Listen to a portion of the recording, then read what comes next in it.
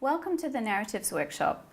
My name is Leanne Kinsella, and today I'm going to share with you an interview that I conducted with novelist Claire Hajaj. To begin with, why narratives, why they're important, and why are we speaking to a novelist? Well, as human beings, we make sense of the world around us through the stories that we tell ourselves and each other. And we're biologically wired to seek out information that confirms our worldview and to ignore information that conflicts with it. That's a helpful mental shortcut when we're faced with new or dangerous situations, but it's less helpful when we want to navigate our way out of a conflict, an interpersonal conflict, because it makes it harder for us to see all possible solutions and options. For example, I might see my boss as unfair, so I'll tell my friends and my family about my unfair boss. And the more I ignore contrary evidence of when my boss was actually more than fair to me, the more that story of my unfair boss becomes entrenched in my mind. And importantly, the more I might begin to treat my boss as the ogre of my stories. The alternative lies in expanding that simple narrative by creating a multi-layered and more nuanced story. Sometimes we need to see the story from the perspective of the other person. What's my boss's story in relation to his or her treatment of me? So while we tend to create our personal narratives in an unconscious way, the novelist describes, explains, and explores the human condition within a very deliberate narrative framework. In the video that follows, Claire Hajaj will share with us her insights on the power of the narrative and how we can create more nuanced, multi-storied approaches to the people that we work with and the people that we share our lives with. I hope you enjoy it. Claire Hajaj, firstly, congratulations on your book Ishmael's Oranges, which was launched last year to critical acclaim. The Library Journal has described your book as a beautifully rendered work which makes the tragedy of the Middle East real.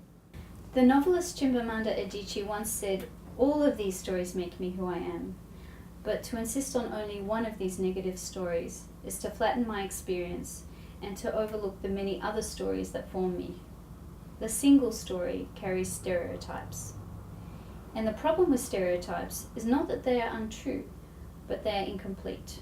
They make one story become the only story." As a fellow novelist, what's your reaction to this quote? As a writer, when I first sat down to write this book, for me, the question that was at the top of my mind that kept me frozen at the computer screen was, how do I dare? And how do I dare do this? Here are two stories that belong to people who I love, that are completely contradictory. In fact, they are violently opposed. And in fact, since then, many people have asked me, wow, as if I have some kind of special knowledge, who is right and who is wrong? Which one is right? And what I feel now, having gone through this process, is that the wonderful thing about stories, and the crazy thing about stories, as opposed to history books or news programs or any of these other things, is that once you tear away the layer of events, the superficial part of it, which is usually the place where people don't agree, when you get beneath that and you look at the way that stories are told, the emotions that stories hold, the messages that they carry, you see the same things, the same human resonance, the same frailties, the same hopes. All of these things are similar. And when I started looking at that part of my family's stories, they stopped seeming so violently opposed. And it gave me courage, and it also taught me a lesson, a really important lesson, in that how easy it is, why we so easily dehumanize people who don't agree with us. Because we stop at that superficial level of events that we don't agree with, and we turn away. And when we dismiss the story of the other person, we don't just dismiss their version of the facts, we dismiss all the deep humanity that underlies those stories. We just let it go, and we never look at it again. Claire, in Ishmael's Oranges, you illuminate a deep knowing of what it means to be part of a tribe and the certainty of identity that comes with that. But also the ache of being forced to choose between tribes. Can you describe that phenomena for us? And when I was a kid, I remember very vividly being, there would be a Saturday and we would be shipped off to my father's family in South London for Eid, and we would celebrate Eid. And then Well, Sunday, it would be my mother's family in Regent's Park for Yom Kippur. And at my father's family's house, I would be surrounded by my cousins talking in Arabic. I didn't speak the language very well. My uncles would be telling me off because I didn't speak Arabic. And then I would go to my mother's house, my mother's family home, and I would have to search among the placemats because they would never write my last name. There's no Hajaj that would go to a Yom Kippur in Regent's Park. So they would Jewify it somehow, I would have a different name. And I can tell you that my heart used to ache. Every single time it used to ache, because who doesn't want to belong? Who doesn't want to belong somewhere as a child? And it's not a mystery. We're herd animals. We want to know who we are. We want to be surrounded by people who feel the same way. We want to belong, and that hasn't changed, even with new technologies. We used to know who we belonged to because we were born in a village, and we were just like everybody in the village. Whereas now, we still want to belong. We look on the internet to find our tribes. We surround ourselves by people who think the same way. And when you don't fit in, it's a really lonely place to be. I used to call it no man's land, the place between these two different ideas. And there are words that I could find for it. Uncomfortable, challenging, controversial. Now, I grew up very familiar with these ideas because that's what happens when you stand between two places. You become the kind of person who challenges the idea of fixed identities. And that person is never the most popular person in any room. Let me tell you, they are never popular because they contribute to discomfort in people who just want to be surrounded by comfort. And I used to think it was a terrible curse, and I would have given my right arm to have been born with just one family. And now as an adult, and I look at it and I think, well, it was a gift. And the reason it was a gift is not for my comfort or for my peace of mind, but in all honesty, because if there is nobody in that no man's land, we're the only ones who can help other people across at the end of the day. For the person that feels that they might be standing in a position where they're not the most popular person in the room, what advice might you give them? How did you handle that throughout your childhood, and what might you say to someone now who's struggling? The person who dares to be the person in a room who says, when somebody else is talking, yeah, but have you considered? Or, okay, I understand your point of view, but it's super easy to be labeled as difficult, as confrontational, as all of those things. And all I can say to somebody in that position is that the world is full of yes men. Plenty. You don't need to look very far. We're all over. And I have been a yes person when I felt that my survival was at stake. I never came away from that experience feeling very good. The world needs, and for God's sake, a peacekeeping institution needs people who are ready to make peace.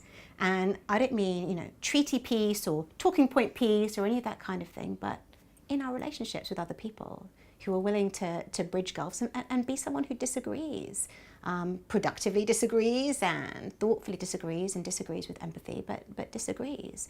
And really, I think the only things of substantial value, morally, creatively, institutionally in the world, who have come from people who have taken that awkward and lonely position. So courage is what I would say. So Claire, why do you think that the stories that we tell ourselves and tell others have so much power over us? When we're children, we get stories. The stories that we hear from our families, from the people that are around us, they're a set of instructions that program us almost for life. And we have no way of testing the veracity of these stories as kids. We don't know what's true and what's not, we just believe. And they tell us everything about ourselves. They tell us who we should love, they tell us who we should hate, they tell us what we should think, who's a friend, who's a foe, all of that stuff.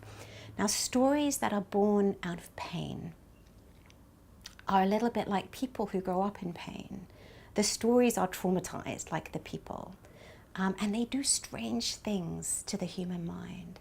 Now, my father, his family, lost everything in the Nakba of 1948. They were traumatized in their way. My mother's family were survivors of the pogroms and the Holocaust. My mother's sister was adopted off the Kindertransports. Her entire family died in Auschwitz. Now, when my parents were brought up in the context of these stories, the messages behind them weren't so much learn from this. It was like a hidden instruction that says be angry, be vengeful, be on your guard, be frightened. And people who grow up in pain can take those messages and apply them to all kinds of areas of their lives that are nothing to do with their histories. They apply them to their futures, and that's why these terrible cycles repeat themselves. And it's all because of how we shape our idea of the world because of the stories that we hear. So if narratives help us to belong to a group, how can we change or expand our narratives without losing our identity? Well, this link between narrative and identity, to me, it's really interesting. And I've had to battle with it my whole life, particularly when I had a child. It's one thing to say, hey, I'm the daughter of a Jewish woman and a Palestinian Arab Muslim man. How do I merge those two identities? But it's another thing to have a child and think, well, how am I going to bring her up? What am I going to teach her? What I actually now think is identity and stories, once you reach adulthood, you've got to separate them. And I am who I am. I've got to own who I am once I reached adulthood. The simple way for me to describe it is to separate thought and deed. Right? I may have a whole bunch of prejudices that I carry around with me because of the things that I heard when I grew up. But in my interactions as an adult with other people, the choices that I make, each one is a fresh start, actually. Each one, I decide. And to say to somebody, you can't change your mind without losing who you are, is panic thinking to me. Of course, you can change your mind without losing who you are. In fact, if you change your mind, what you do is add to who you are. You add all kinds of cool things. You become a braver version of yourself. You become a wiser version of yourself. You certainly become a less comfortable version of yourself, but you're still yourself. Claire, how do you think people become stuck in their narratives? People, I think, and one of the greatest burdens and tragedies of living in conflict, and I don't necessarily now mean just active conflict like Syria or Gaza. People can grow up in conflict in their families, and they can live in miserable conflict in the workplace and all that kind of thing. And one of the weird effects of conflict is it totally drains you after a period of time of any empathy. What you're left with at best is a very hollow kind of sympathy. So you can say, and think yourself very open-minded, oh, well, I'm very sorry for so-and-so, but. So we get stuck with the inability to really feel what might be driving another person. And so we dismiss them. And when we dismiss what we don't understand or can't feel, what else can we do? We're staring in a mirror and there's nothing new to learn. And I think that's how people get stuck in these particular ways of thinking, stuck with old instructions without any fresh updates. And what are some ways that you think people can become unstuck? What would be your advice? I have often been asked, particularly when it comes to the Arab-Israeli conflict, what do you think the solution will be? As if, somehow I know. And the truth is that I don't know. I don't know any more than anybody else would know. What I have a sense of, though, when it comes to being stuck in a conflict that never ends, the only thing that I can say is that empathy, which is the fundamental building block of peace in any way, begins with something really, really simple. And that really, really simple thing is kindness. No. Empathy basically begins with kindness and making an effort, even if you don't feel kind, to act kindly towards somebody. And that may be incredibly, incredibly, incredibly difficult. And there are people who, in the very, very worst and most painful conflicts, do that. And I was reminded of the deaths of several young men in the build-up to the last Gaza conflict. Teenage boys. They were Jews, and they were Israeli Jews, and they were a Palestinian Muslim boy. They were taken by extremists and they were murdered. And their parents, who had every reason to want to hate and demonize, went on public television and they said, "We want this to stop. We feel that this has sprung from a misery that was not of these boys creating, and what we want is for the misery to stop. We don't want vengeance." If they can do that, what's our excuse? Claire, you're not only an author, but you're an experienced UN practitioner. Can you tell us about some of the narratives that you've experienced within the UN working context?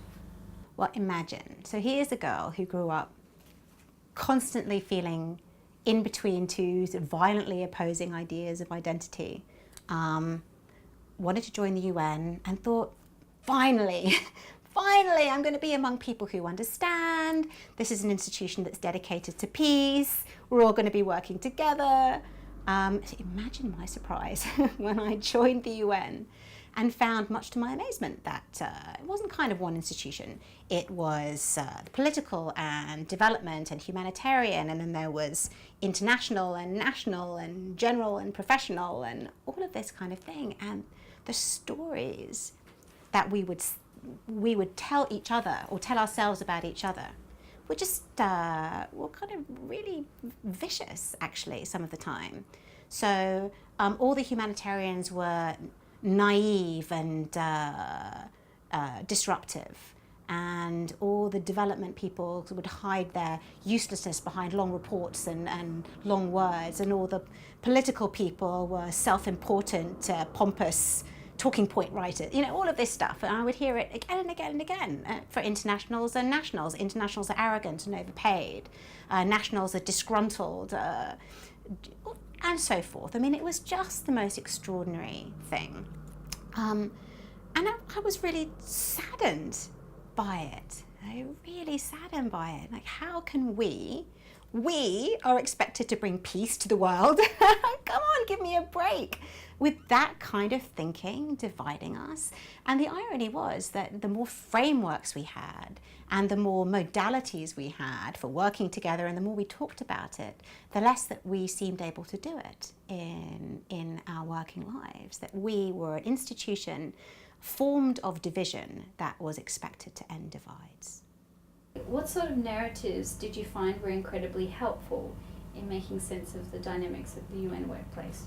Well, I mean, one thing that I think is really super important, and it's a practical thing that we can do, and I had the opportunity to do it, and I seem destined to do this with my life, is work across these institutions, all these different bits. I was lucky enough to work. Start off in the political section, move into development work, go into humanitarian work, go back into political, and then into coordination and all of that kind of thing.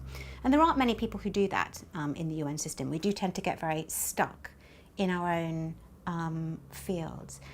And that fluidity is really super important, so that otherwise there's no basis for understanding.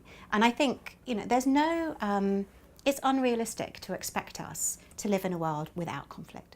There's going to be conflict in workplaces, and workplace conflict is okay. But it's like, for example, it's okay to disagree, but it's not okay to contemptuously disagree. It's okay to be reserved, to hold your silence, to hold your ground, but it's not okay to dismiss and gossip and undermine. So the people who have experienced work across different parts of the UN tend to understand the forces that drive these poor people sitting at their desks trying to do an almost impossible job and fulfill all of these responsibilities while sensing that they're being misunderstood, looked down on by others. And once you've really sat literally at someone else's desk, you will always leave a part of you at that desk, no matter where else you are. And that part of you is the part that can form productive relationships. We're an institution, and I'm thinking about the UN now, an institution that I love and I wanted to work for since I was 5 years old. Right? We're an institution that invests a lot of time and energy in creating sort of big picture ideas for how we should be working together. Not so much energy on the relationships that we have inside the institutions where people are trying to deliver these big promises. And I was thinking about this the other day, and I was reminded of a time when I sat here in Beirut with a very, very wise and smart and academic Palestinian writer who said to me he didn't see the point of small peace building initiatives between Jews and Palestinians, because he said, what's the point of doing all of this? And at the end of the day, it's not going to change anything political. And what's the point of having workshops about our relationships? What's the point of trying to be kind to someone who's not kind to you? What's it really going to change at the end of the day? And I had to think about it for a super long time. And I really went home and I thought, geez, what's the point? And then I remembered something that's so fundamental, that we know in the UN that a peace treaty is not a piece of paper. We know that peace is not a signature or a handshake or a flag. We know that it has to take root in a community if it's to grow, or it will just be a piece of paper and a flag. And likewise, we know that our happy working lives are more than frameworks and modalities and institutions. We know that they begin and end with the relationships. Now, we can have all these wonderful things. We can have a peace treaty, we can have a flag, we can have a framework. But if there are no human relationships to make that take root, no acts of kindness that can build on and root these things, then they'll vanish. I mean, these are the things that need to move in to make the signature, the handshake, bring them to life. So what is the point? That's the point. Like, we would need to create a groundwork so that whatever big ideas may come, we are able to make them live.